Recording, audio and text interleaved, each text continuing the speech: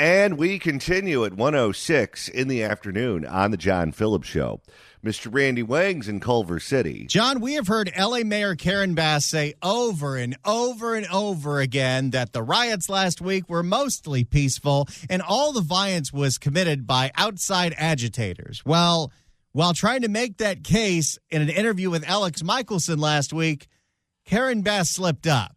How do we work with our activist community to get them to understand what it means when you have federalized National Guard? So if you decide to engage with them, if you decide to throw a bottle at them, people need to understand that that's going to be a felony. It's not going to be a lightweight charge. Wait, I thought all the violence was committed by other people than the activists.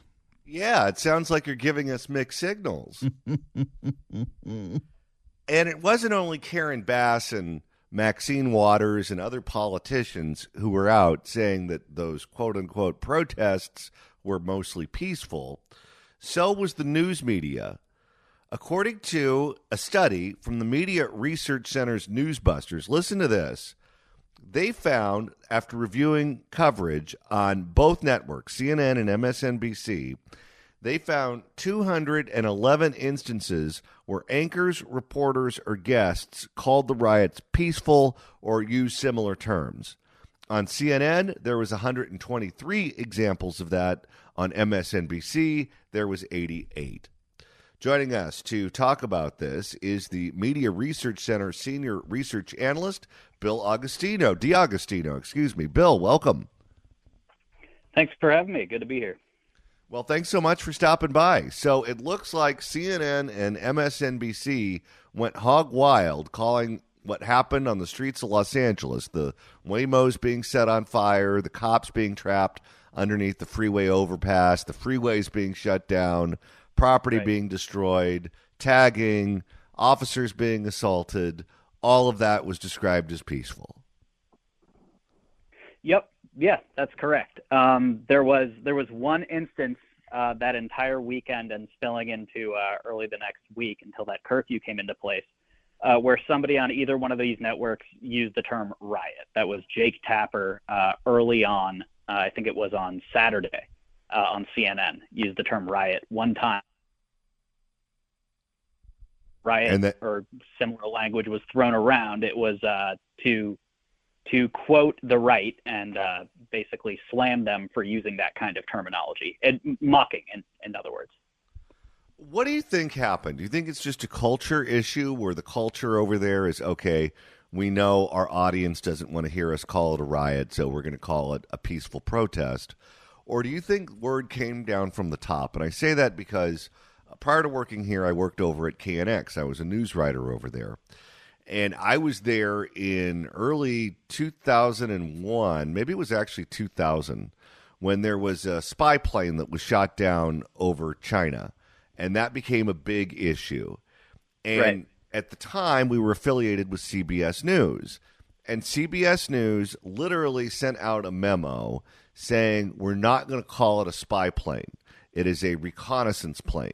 And everyone on our airwaves is going to refer to it as a reconnaissance plane. And after the word went out, that's what we called it because that was the official position of the mothership. Do you think that there was a similar memo that went out from the mothership saying this is what we're going to call it and don't you dare call it a riot? Or do you think they just did it on their own? Oh, almost certainly there was word from on high. It's just the question is whether the mothership was somewhere in a DNC office or if they were in a if it was a corporate executive from one of the networks. But either way, the result is the same, right? And it's part of a pattern where the entire corporate media very deliberately shield the political left from essentially the consequences of their own violent behavior, or at least the public backlash to it. And a large part of their jobs, I would say, is PR cleanup for Democrats whenever the woke mob gets violent, which I would add they do pretty frequently. It's always some combination of downplaying the violence, downplaying the political angle, or else suppressing the story altogether. So, like, for example, do you remember that shooting at the D.C. Jewish Museum? It was about a month ago at this point. Somebody shot 2 Israeli embassy workers and then yelled "Freed Palestine." He was a member of something called the PSL, the Party for Socialism and Liberation. The media completely scrubbed that from their story. The broadcast networks did, at least. So that's them leaving out the political angle of it when they can't downplay the violence, right? Which obviously they couldn't in that case because 2 people had died. But when, for example, somebody firebombed an ICE facility, or excuse me, not an ICE facility. It was a GOP headquarters in New Mexico, I believe. This was around like the very end of March, the beginning of April. They wrote ICE equals KKK on the side of the building. There was fire damage throughout the entire interior. The broadcast networks, once again, just didn't talk about the story. So in that case, because there's nobody who's hurt, right, they can just avoid covering it entirely. So if there are casualties, if there are bodies, they will either downplay the incident or they will avoid the political connection. And if not, then most of the time they'll just gatekeep the story entirely and prevent their viewers from even hearing it.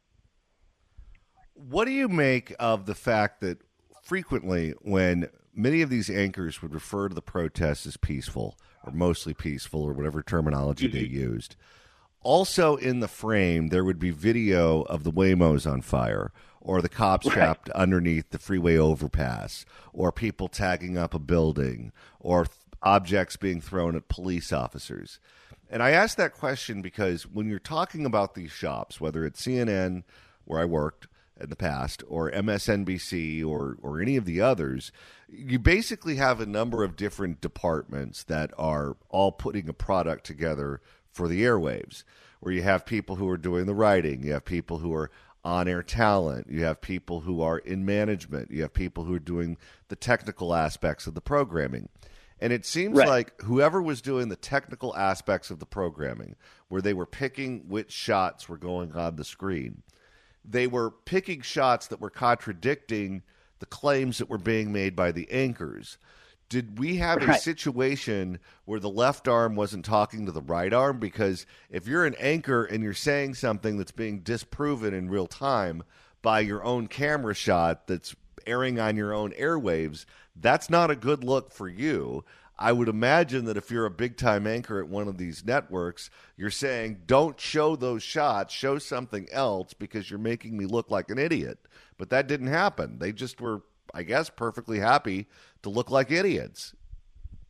Well, yeah, no, it's completely comical, right? When you see that split screen, it almost looks like the punchline to a bad joke. But I think you're dead on. This is a failure of one side to talk to the other, or one piece of the operation to communicate properly with the other. And the reason we know this is because the vast majority of the clips that you've seen going around social media, being posted in various news articles, et cetera, where that's happening, where there's an anchor saying, oh, well, these people are mostly just peaceful. There's maybe a couple rogue actors, but it's not a big deal. Everybody's mostly peaceful. And then there's like this blazing inferno on the other side of your screen.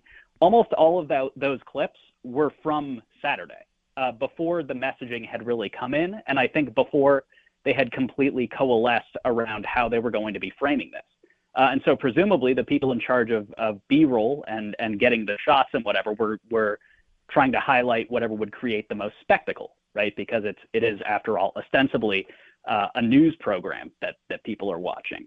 But if you take a look at, say, any random hour from later Sunday or into the following week of those riots, there was a lot less footage of some of the destruction. They were much more keen on focusing on, whenever they were focusing on a scuffle, it would always be like police or somebody else arresting protesters, right? That would be the action that they'd be highlighting, as opposed to people going around, rioters going around looting stores, et cetera. You didn't see any of that, like Sunday onwards.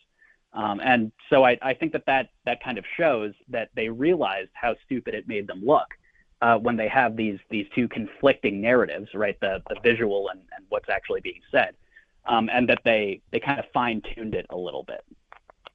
We're speaking with Bill D'Agostino, who's the Media Research Center Senior Research Analyst.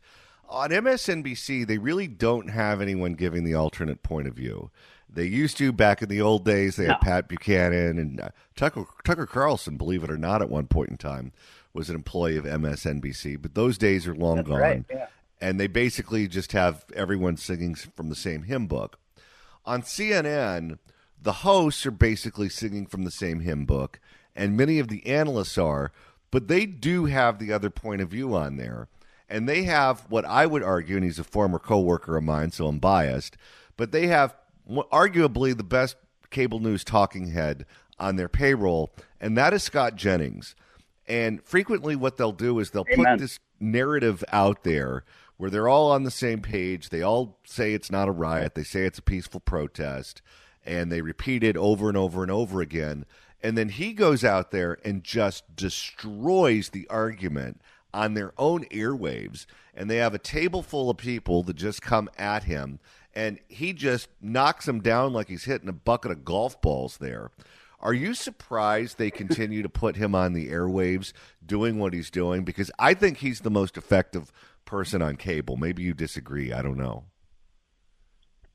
No, I certainly do. And in fact, our organization actually gave him an award for the work that he's doing on CNN. We called it the Behind Enemy Lines Award, just because that's basically his job now, right? Is to bring the conservative viewpoint to whatever viewers still watch Abby Phillips' show or whatever other show is hapless enough to have him on to pierce through all of their narratives.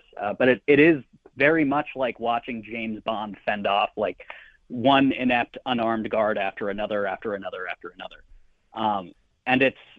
I think that the reason that they keep bringing him on is because it creates a bit of spectacle and it creates a bit of buzz around their network. And it's press for them from the right or for the right?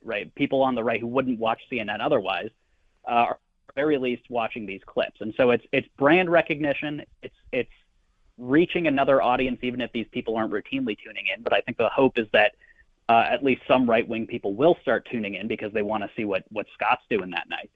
And they're bringing on a few other contributors who do similar things now too. But I don't think anybody's quite as effective as Scott.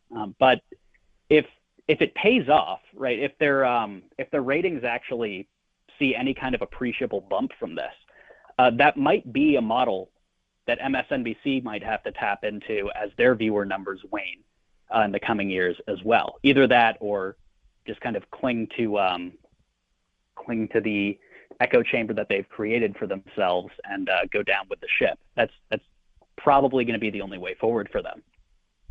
Let's talk about Gavin Newsom for a second, because Gavin Newsom spent most of his time during the worst of it in the command center, where he was surrounded by the LAPD chief. He's surrounded by the sheriff, Robert Luna, a bunch of people in uniform. The mayor was not in the room. I think that was not by accident, but Karen Bass was not there in any of the shots.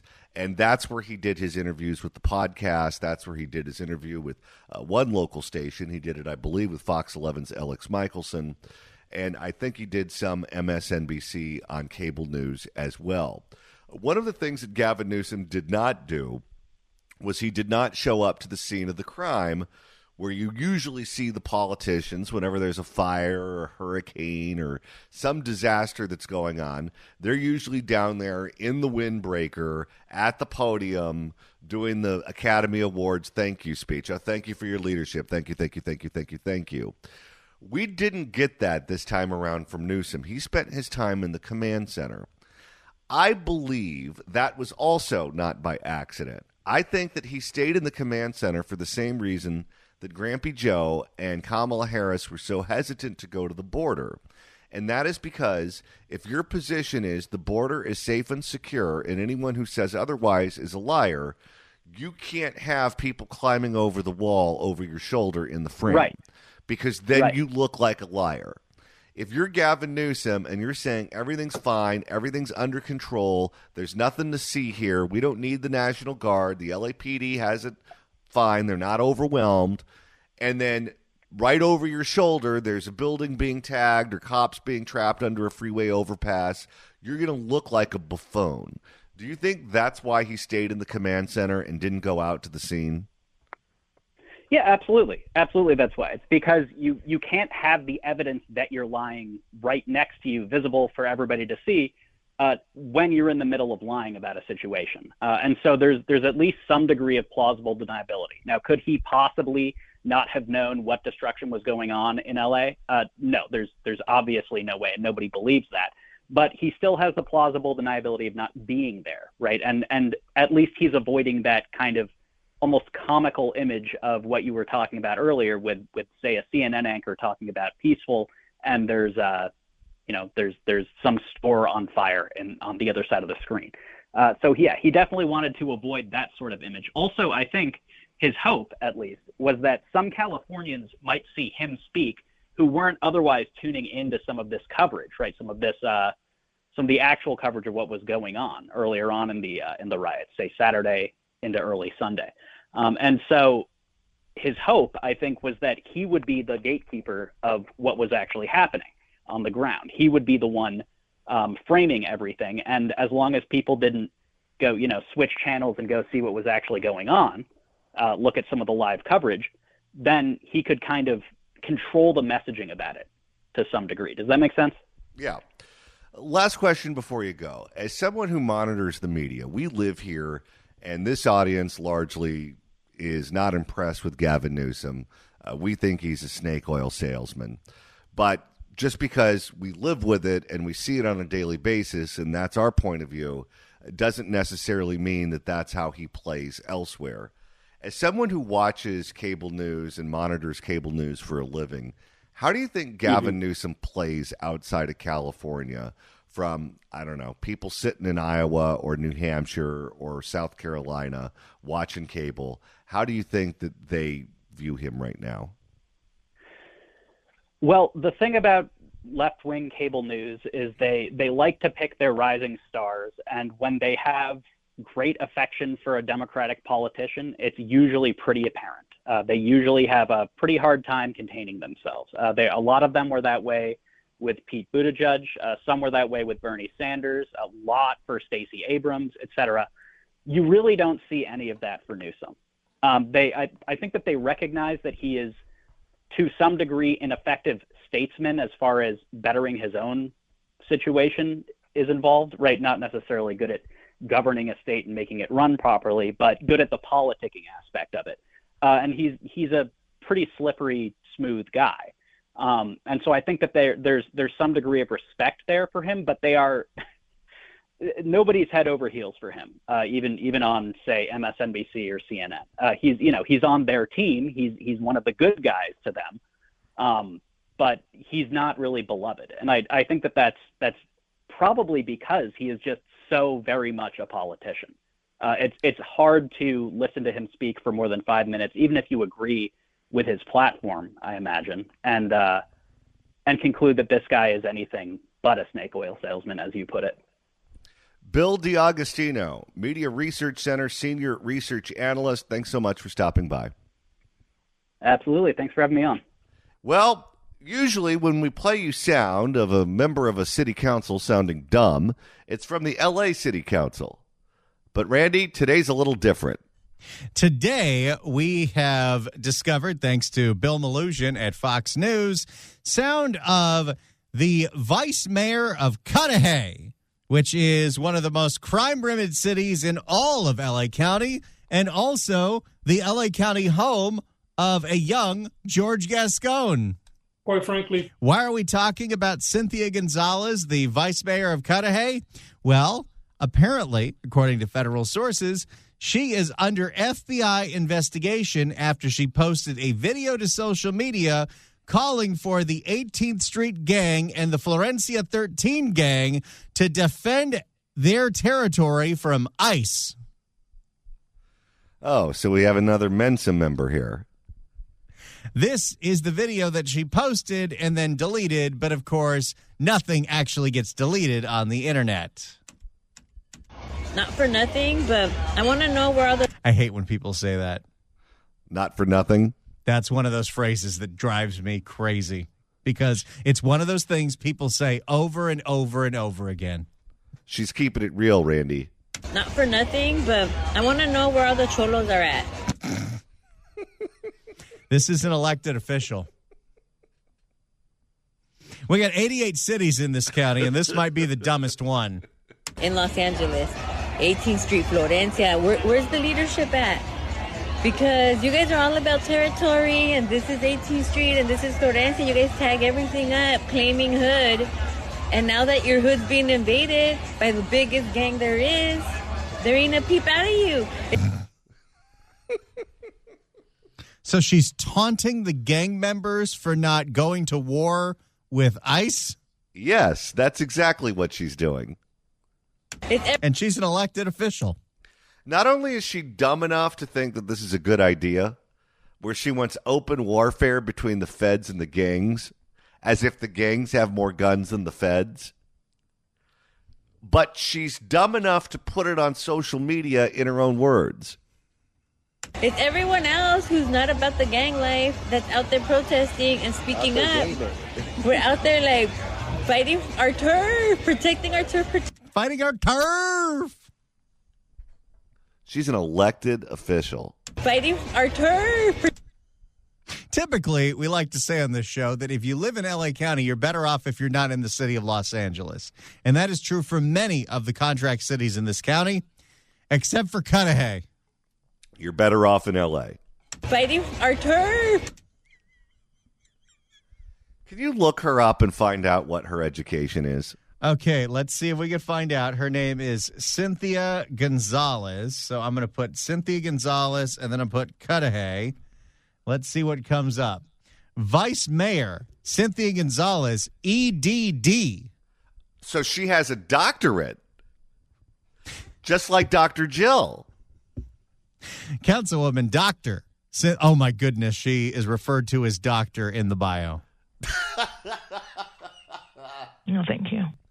Councilwoman Dr. Cynthia Gonzalez grew up in the southeast city of Huntington Park and graduated from Bell High School. She's the daughter of immigrant parents who taught her the value of hard work. Fighting our turf.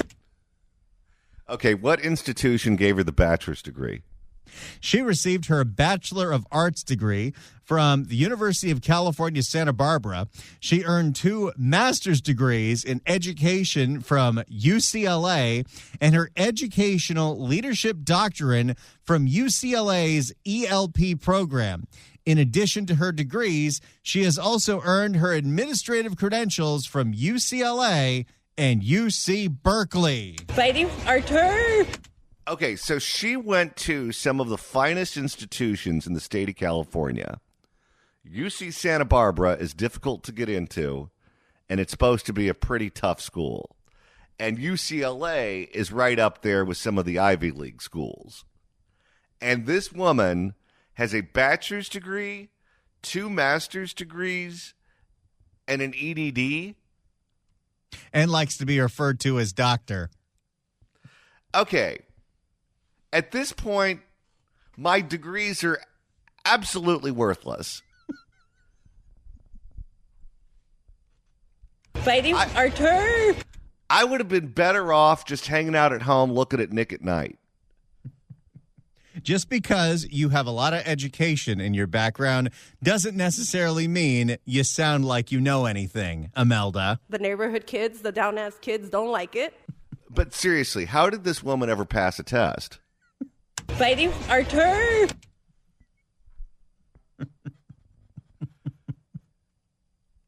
I don't get it. Protecting our turf, protecting our people. And like, where you at? Bien calladitos, todos los chulitos. I'm like, dude, they're running amok all up in on your streets and in your city. And Pete, when the big gang guns come in, nothing but like quiet, and we're out here, the regular ones that have never. Who was the teacher that read her dissertation? Okay, all of them need to be fired. Anyone who passed this woman along in all of those institutions, they're suspect. We love to tout how the UC system is one of the best in the entire country. If this is a product of it, I don't know how you defend that. When the big gang guns come in, nothing but like quiet, and we're out here, the regular ones that have never been jumped in, out here calling things out, trying to organize people, trying to do the thing. So don't be trying to claim no block, no nothing. If you're not showing up right now, trying to like help out and organize. I don't want to hear a peep out of you once they're. Is this really a smart thing to be doing, let alone the politics of this nonsense, to be taunting gang members? Well, she's taunting gang members and trying to bait them into killing the feds, which is a federal crime. So my guess is she's going to get picked up by the feds, too. Oh, they've already been to her house. She posted another video where she said she needs a lawyer. Yeah, maybe more than one, lady. I don't want to hear a peep out of you once they're gone, trying to claim that this is my block. This was not your block. You weren't even here helping out. So whoever's the leadership over there, just get your members in order. And she swore at the gang members. This is Dr. Cynthia Gonzalez, the vice mayor of the awful city of Cudahy. Okay, I know there are people in this audience who have this degree, and I don't mean to be insulting to you because I'm sure there are very bright people who have them. But anyone who has an EDD is not a doctor. I know that you technically are, but everyone I've ever met with an EDD demands to be called doctor. People with actual PhDs, people with medical degrees, usually they're okay. We have Barbara Stone on this program all the time. She has a PhD in political science. She is an actual doctor of political science. She doesn't demand to be called doctor. We have Gloria Romero on this program, the Senate Majority Leader. She has a PhD in psychology from the University of California at Riverside. She never demands to be called doctor. You know who did demand to be called doctor? Doctor. Valicia Adams-Kellum, the corrupt head of LASA. You have all of these people with all of these suspect degrees who demand to be called doctor. It's the weirdest thing. It's like this inferiority complex where if you demand to be called doctor, you're doing something illegal. You're doing something illegal, and in your mind, if you're called doctor, you're a respected member of the community, and no one would ever accuse you of doing something illegal. When you hear the term doctor, you think of someone that sounds like this. Not for nothing, but I want to know where all the cholos are at. I still can't believe that she put that in a public forum. It's one thing if you're talking, I guess, to the gang members on your block and you're trying to bait them into shooting at the cops. But to put it on social media where people other than gang members are going to see it. And by the way, let's just say the gang members did see it. She just basically called them another word for kitty cats. You think they're going to respond well to that, lady? Not for nothing, but I want to know where all the cholos are at. All right. I'm at a loss for words. If you want to react to what you just heard, give us a call at 800-222-5222, 1-800-222-5222. 800-222-5222 is the telephone number. Victor Davis Hanson joins us at the top of the hour. Right now, we're going to the phones because I don't even know what to say about the sound we just played for you of the vice mayor of Cudahy, California, who called on the street gangs to go to the streets to fight the feds. Fighting our turf. All right, let's go to John in Danville. John, hello. Yeah, I asked your screener. I live in Danville, is near UC Berkeley, and not that far from Stanford. And I asked your call screener if the statement that you made that UCLA and UC Berkeley are some of the finest schools in the country. I'm just curious, and I don't mean to be cutting or sarcastic. Do you actually believe that, or are you just trying to get us to call in? What we said is that's what they say. That's what Gavin Newsom will say constantly. Okay. I'm sorry, I misunderstood. just a little, just for a little side note here. You had that lady call a couple of days ago. Her daughter went to USC, and she was talking about the crime around the campus, et cetera, et cetera. I don't know if you remember that. Oh, yeah. I remember. Okay. Well, for years, Thomas Sowell wrote, he wrote in one of his books, if you went to UC Berkeley, and this is 20 years ago, your child was 50 times more likely to be the victim of a felony. I mean, so what's going on? The whole thing is a joke. Well, I will say this. I think when you're going after the credibility of these institutions, you're talking about their radical politics. And certainly they do have radical politics at all of these institutions. But just if you're looking at them objectively from the point of view of an institution of higher learning, UCLA Hospital, for example, is a research institution. And I know people who have been treated there with various forms of cancer, various real tough situations where the doctors who are there, the people who are being trained there, because it's a research institution, so you deal with people in the medical school, there's some of the finest minds in medicine that exist out there. You look at the PhDs that UC Berkeley produces in the hard sciences and whatnot.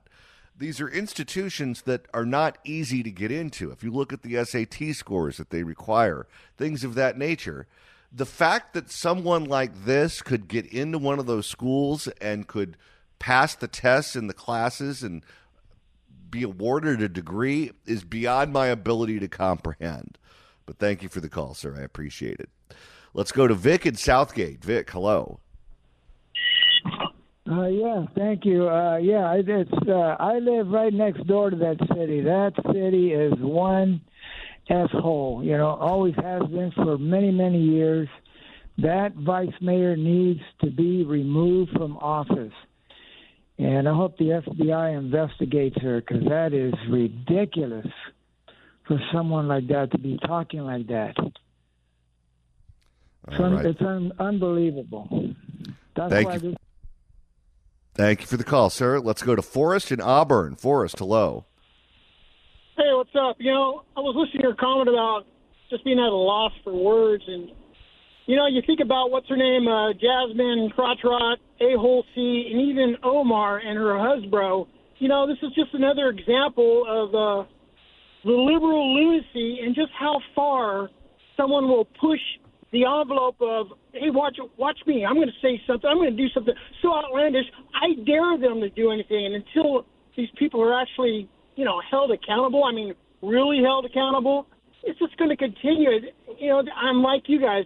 Every day that goes by, you just wonder, wow, what did they just say? And then you play it back or you listen to it closer and you're thinking, she got through and got all those degrees, obviously because of DEI, which means destruction, everyone included. So that's about my piece. But let's just say you get elected on one of these councils and you see yourself as being a somebody. Wouldn't you want to have a little class? Wouldn't you want to put out a presentation that makes you attractive for, I don't know, donors to give you money, or to different organizations to put you on the board of directors, or to exploit your success in one way or another, and which is why I think a lot of these people get involved in politics in the first place. But going out on social media and talking like a gang member and trying to bait other gang members into going after the cops? Well, that's what I mean. You make the strong point, and that's common sense. And most people, I would like to say, myself, you want to be known for that. You want to be, your accolades want to take you somewhere reputable and something that you stand for. These people nowadays, they're coming out with, just how far can I push the moral envelope and throw it out the window and see what sticks? And, who cares? Because they're being rewarded. They're being patted on the back and somebody's paying them. And they're not, I don't think they're getting by on good deeds or accomplishments. I think they're getting by because they're tokens. They're just, okay, this is the flavor of the week. Let's throw this person in there because that's going to get under everybody's skin. All right. Thank you for the call, sir. Let's go to Jimmy in Whittier. Jimmy, you have about 30 seconds. Go. Real quick, has anybody actually vetted her credentials? You guys that's my point. You guys are putting out she has this degree, that degree. Anybody can do that. And you guys are quoting she has a degree from UCLA, from Berkeley. She's a doctorate degree. Has anybody actually done the research and actually knows that that's actually what she did, or she just put it out in fake news? Are you accusing her of being a fake doctor? Like Jill, maybe? Thank you for the call, sir. Maybe George Santos pretty much fabricated his entire resume. So it's been done before.